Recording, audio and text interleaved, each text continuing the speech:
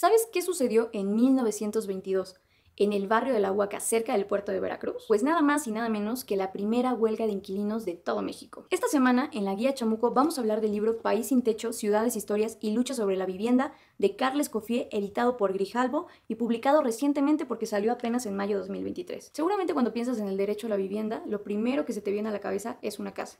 Pero en realidad este derecho es algo mucho más complejo, que a lo largo de este libro la autora logra desarrollar de manera muy clara. Y es que la autora plantea en el libro que el tema del derecho a la vivienda no es algo individual, que en realidad es algo colectivo y que se nos ha hecho creer que es algo que corresponde solamente a los individuos. Y es gracias a la individualización de este tema que hoy se ha logrado casi por completo desarticular cualquier intento colectivo de esta lucha. Seguramente has escuchado por todos lados desde hace unos años o más la palabra gentrificación.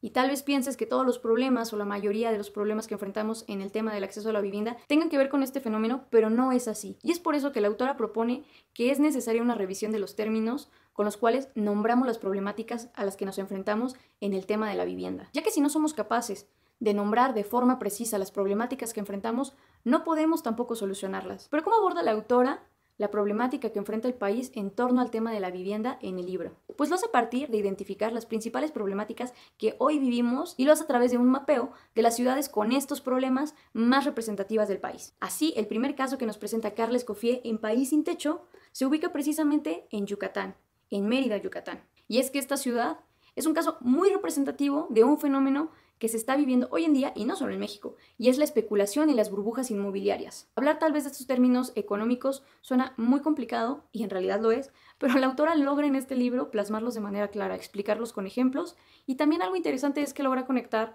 lo local, que es en este caso Mérida, Yucatán, con ejemplos de cosas más globales como fue la crisis financiera de 2008 en Estados Unidos y que también precisamente tenía que ver con el tema de la especulación. Y es que uno de los problemas a los que se enfrenta Yucatán es precisamente este boom inmobiliario, pero que en realidad no tiene que ver con que esté llegando tanta gente a vivir al lugar, sino que se está dando una suerte de euforia por querer comprar, construir, vender, comprar, construir y vender, ya que a través de estas transacciones se tiene la idea de que se genera plusvalía o que en algún punto va a haber gente suficiente que va a querer comprar todos esos lotes que hoy en día se están ofertando al por mayor por todos lados en Yucatán, y que entonces es un super negocio y que casi te estás perdiendo la oportunidad de tu vida si no le entras a vender lotes en la península. Pero ¿por qué se está dando este boom inmobiliario en Yucatán? ¿Y de dónde viene?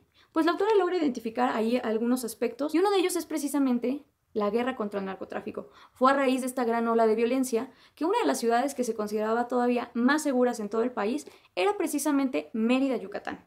Es por eso que en los años del sexenio de Felipe Calderón, a raíz de una política violenta y sanguinaria, mucha gente, sobre todo de estados del norte, optó por migrar al estado de Yucatán, porque se tenía la idea de que era una ciudad mucho más tranquila y más segura. Otro de los aspectos que el autor identifica de por qué se dio este boom en Yucatán tiene que ver con las redes sociales. Y es que con el crecimiento de las redes sociales se ha dado también un crecimiento del turismo, pero de un turismo bastante superficial y bastante impulsado por una imagen que a veces es creada de las ciudades. Las ciudades se convierten en una parodia de sí mismas. Ya no son lo que eran, sino lo que los turistas quieren ver, o más bien lo que han visto en las cientos o miles de fotos de conocidos y desconocidos en sus viajes, ya sean nacionales o internacionales, por todas las redes sociales. Es así como también se ha construido la idea de que Yucatán es un paraíso y casi si se acaba el mundo nos vamos a Yucatán, y por eso también ha llegado mucha gente a vivir a Yucatán. Pero el tema de la especulación va más allá, y también el de las burbujas inmobiliarias, y es que corremos un riesgo inminente de que esto pueda colapsar la economía en algún punto.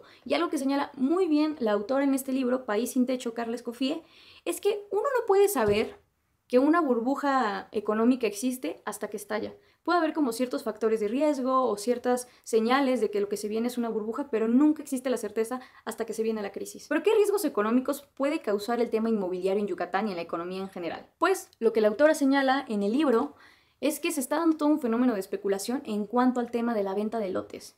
Y es que justo por esta euforia de que Yucatán es el paraíso y de que tienes que irte a vivir a Yucatán y de que todos están comprando un lote en Yucatán, todos están comprando una casita en Yucatán, las inmobiliarias y la gente que se dedica a este tema, y también la que no, se ha puesto a especular sobre la venta de lotes tratando de sacar provecho de esta. ¿Cómo es esto? Pues que se están comprando lotes no para adquirirlos, no para usarlos, no para vivir en ellos, sino para revenderlos. Entonces lo que se pretende con esto es obtener una plusvalía de la transacción en sí misma. Ya no es construir una casa, ya no es habitarla, simplemente es compro para volver a vender. El problema de esto, según lo señala Carla Escoffier en País sin Techo, y es que en algún punto no va a haber compradores para estos lotes.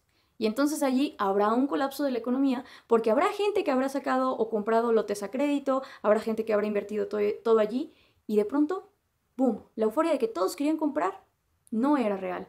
No había tantos compradores como nos hicieron creer y mucho menos tantos compradores dispuestos a pagar los exuberantes precios que van en aumento porque claro, el comprador 1 lo compra a cierto precio, se lo vende al comprador 2, el comprador 2 para revenderlo y sacar una ganancia tiene que venderlo a un mayor precio y es así como este precio en algún punto llega a convertirse en una cantidad simplemente absurda y sin comprador alguno. ¿Cómo afecta la especulación y las burbujas inmobiliarias al tema del derecho a la vivienda? Pues simplemente lo que plantea el autor en este libro es que esta compra y venta masificada de lotes también se está dando gracias a ciertos fenómenos de despojo y desplazamiento de algunas personas que no participan en estas dinámicas, pero que están siendo expulsadas por las mismas. El segundo caso que nos presenta la autora en País sin Techo es el tema de los megaproyectos, los cuales pueden ser privados o públicos y que se entiende como todas estas grandes obras que tienen un impacto directo en la vida de las personas locales que viven allí. Así, en este apartado, la autora nos ubica en el estado de Campeche y es precisamente con el ejemplo del Tren Maya que ella ilustra lo que es un megaproyecto y cómo este impacta en la vida local de las personas que ahí residen. Estos megaproyectos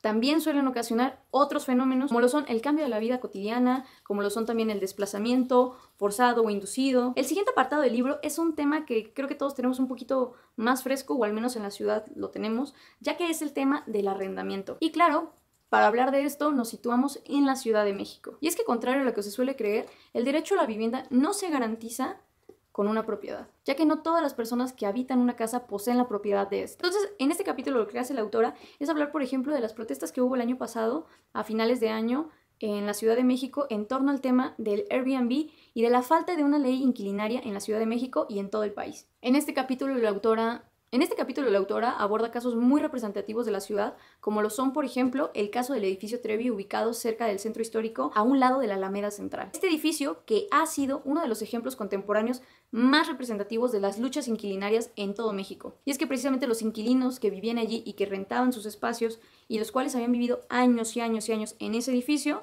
un día simplemente fueron notificados que el edificio iba a ser vendido y que tenían 30 días para ejercer su derecho de tanto. Y es, por ejemplo, el derecho de tanto un término que la autora logra definir muy bien en este libro y lo explica.